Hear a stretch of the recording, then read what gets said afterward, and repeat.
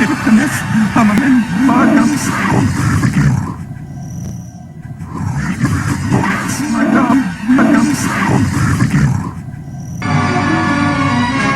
my people go.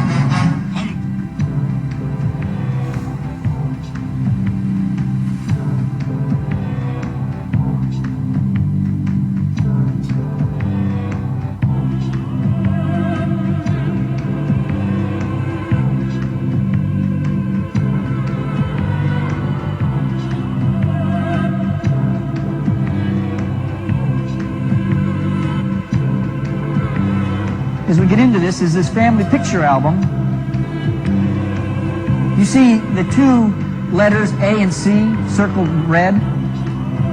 Ivan Van Sertima said, this, by the way, is a picture from Ramses III's tomb. By the way, is a picture from Ramses III's tomb. By the way, is a picture from Ramses III's tomb.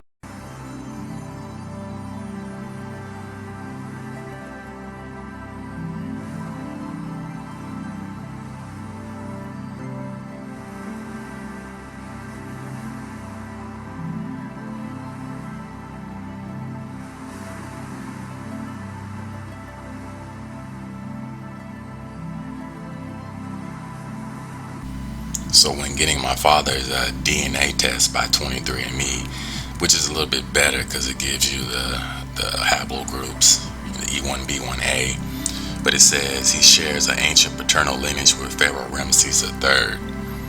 So, and it says here in this paternal haplogroup, each generation, fathers pass down copies of the Y chromosomes to their sons, essentially unchanged. Between generations, the matching chromosomes in the other 22 pairs make contact and exchange segments of DNA. This process shuffles the genetic information that is passed down from parent to child, making it difficult to trace genealogy over many generations, except for two tiny sections at the chromosome's tips. However, the Y skips this step. Instead, a nearly identical copy is handed down each time. So my father's Y chromosome shares an ancient paternal lineage with Pharaoh Ramses III. And it says that Pharaoh Ramses III shared an ancient paternal line ancestor who probably lived in North Africa or Western Asia. Now we know with a little research that those are the Shemitic families in that region, what they call the Middle East, or it's just North Africa. But they also spoke Shemitic languages. The Shemitic languages, previously also named Syro-Arabian languages, are a branch of the Afro-asianic language family originating in the Middle East. They are spoken by more than 330 million people across much of Western Asia, North Africa, and the Horn of Africa, as well as in a large immigrant and expatriate communities in North America, Europe, and Australasia. The terminology was first used in the 1780s by members of the Dayton School of History, who derived the name from Shem, one of the three sons of Noah in the book of Genesis.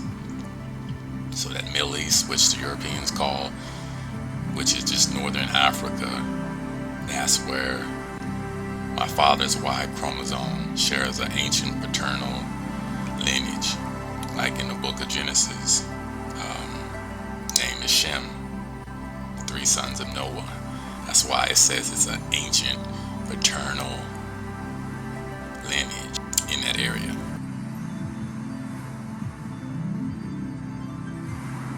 One of those things, again, that people have been led for so many years as thinking that the Ashkenazi are in fact descendants of Shem. And we've discovered that the Ashkenazi are in fact the synagogue of Satan. They're the descendants of Japheth.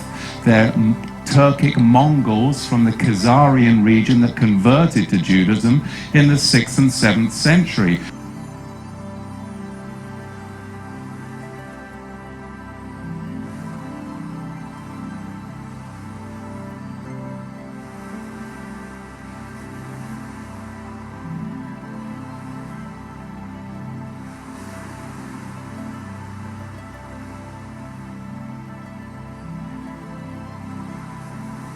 right around 1200 BC. And what this is all about is that Ivan van Sertima states that the Egyptians always pictured themselves as A and C.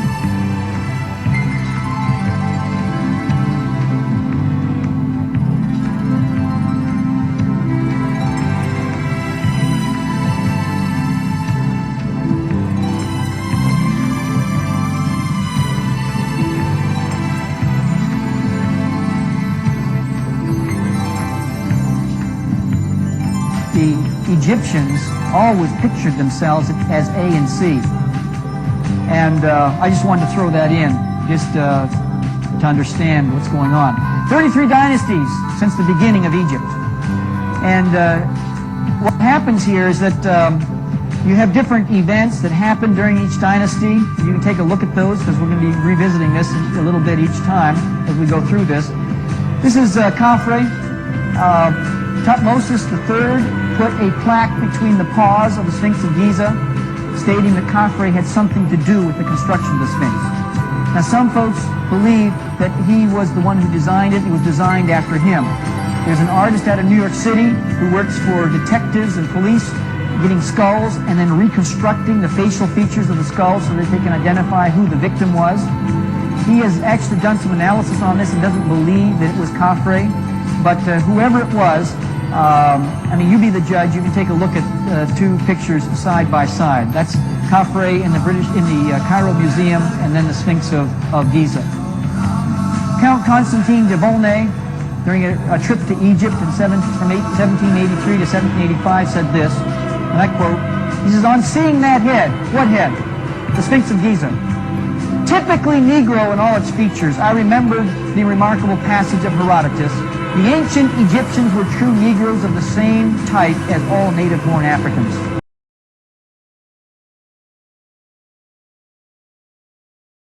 Just to think that this race of black men today are slaves and the object of scorn, the very race to which we owe our arts, sciences, and even the use of speech.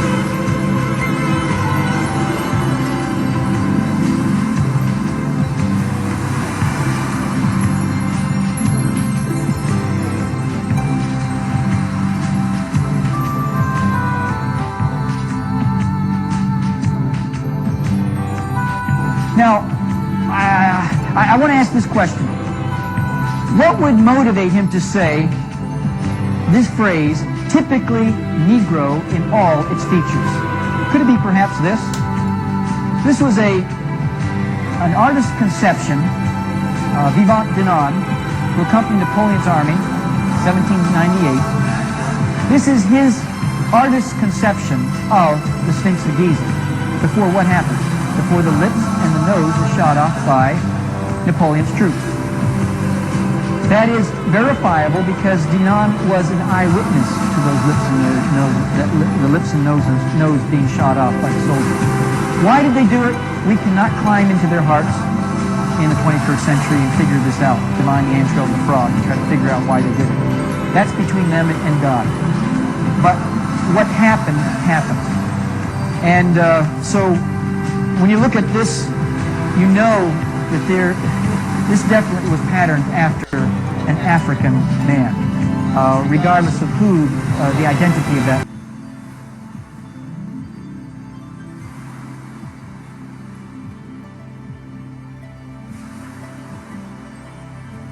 There are other anti-Zionist, non-Ashkenazi, Torah-keeping Jews worldwide that are the true Shemites, just like the Yemenite Jews and the black African Shemites.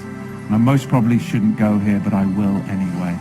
You see, after the destruction of the temple, yes, many of the Jews, the poor Jews, remained in the land, but there was a migration as well of the more affluent Jews to Yemen and to other parts of Africa.